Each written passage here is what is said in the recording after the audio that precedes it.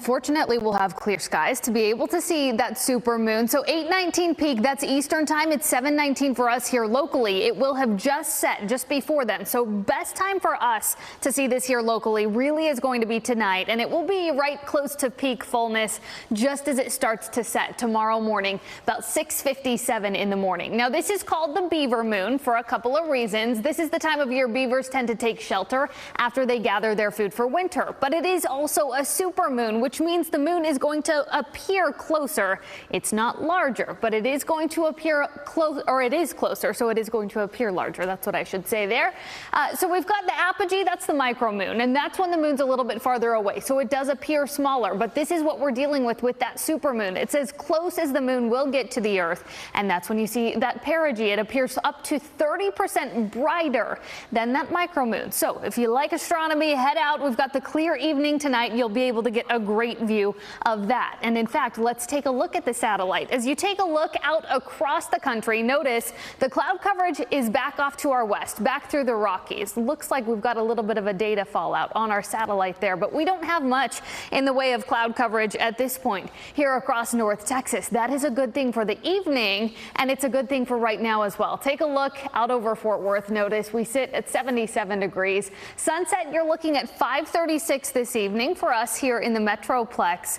We've just got a couple hours, in fact, just about an hour left to enjoy this bright sunny day out across North Texas. Next couple of hours, here's how you're looking. Temps fall to the middle 70s over the next hour or so. We're back to the low 70s by 7 o'clock tonight, and then we head back to the upper 60s as we get toward 9 o'clock this evening. Your headlines, what's to come the next couple of days? We get that nice steady warm up back into the lower 80s for Wednesday and Thursday. We have mild mornings ahead, but those warmer afternoons. We will be dry but very breezy most of this week, so keep that in mind. And then our cool down does arrive as we head into the upcoming Sunday. Here's a look at your low temperatures. We get into tomorrow morning. Here's how we start the day off. Notice temps in the mid to upper 50s across most of the Metroplex for tomorrow.